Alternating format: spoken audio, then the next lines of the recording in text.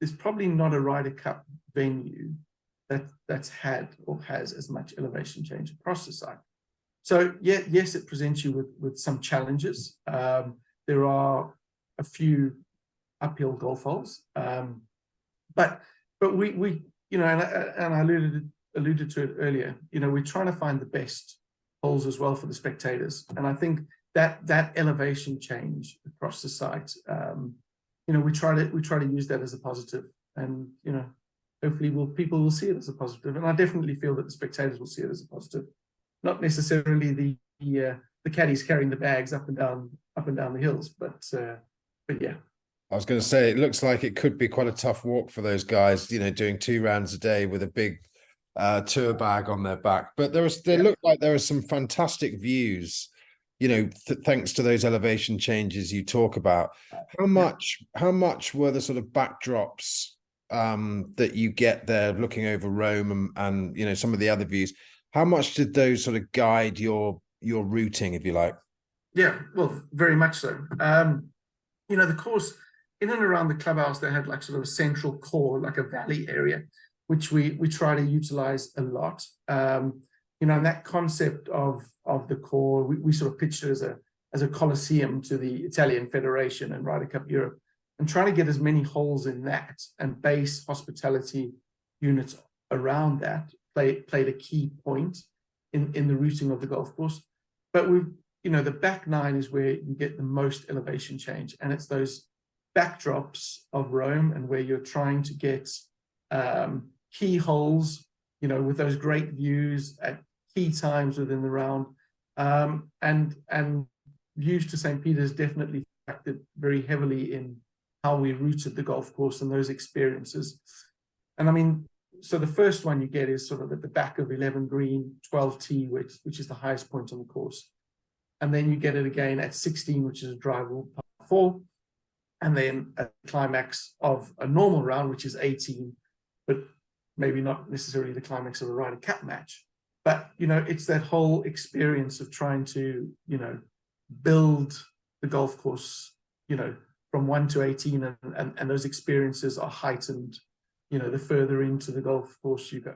From a match play point of view, the golf course, I think you've got to have quite a few risk-reward golf holes. And I also think it's got to get the spectator involved. I think Paris National was a great example.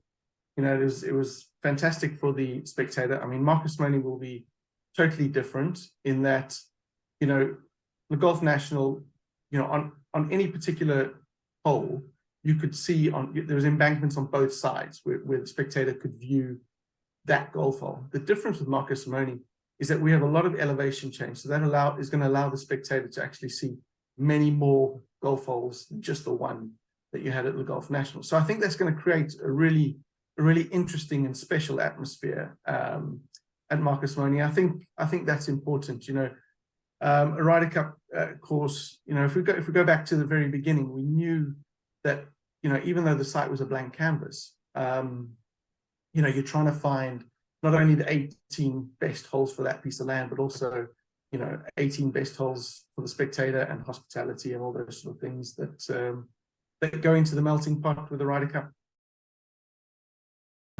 But 11 sort of plays, you know, slightly uphill, right to left, and the only way the player is going to get in there, you know, they're going to have to bump it in there.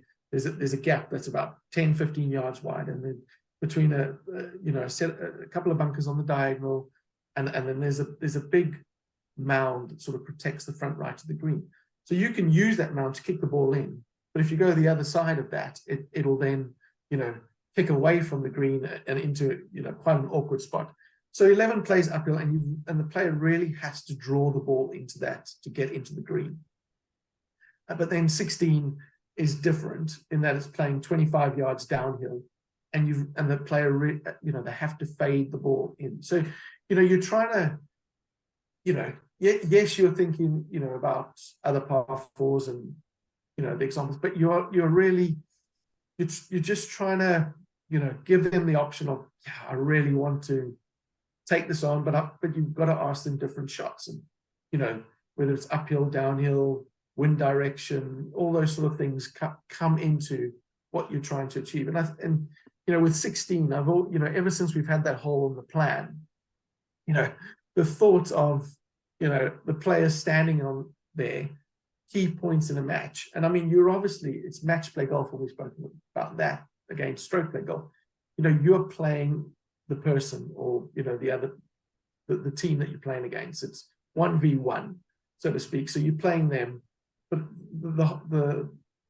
from the moment that hole came on the drawing board, you're like, okay, we want the player to either pull driver or they're going to lay up. And then the player who lays up, the crowd start booing them or something, like that. Just that, because it's coming at 16, that's those are the emotions that you get with a Ryder Cup and match play golf. It's the longest hole on the course, but probably doesn't play the longest because it plays 35 yards downhill. So it's it's a straightaway tee shot. You've got to sort of thread the ball between. I mean, visually, there's a bunker on the left, there's a bunker on the right, but the one on the right is not in play for these guys. But it's the bunker on the left that they've got to thread the ball through. So the bunker on the left, and there's some mounding on the right side of the fairway. And if you hit the perfect shot, you are in prime position to get home in two. And I think we're desperate.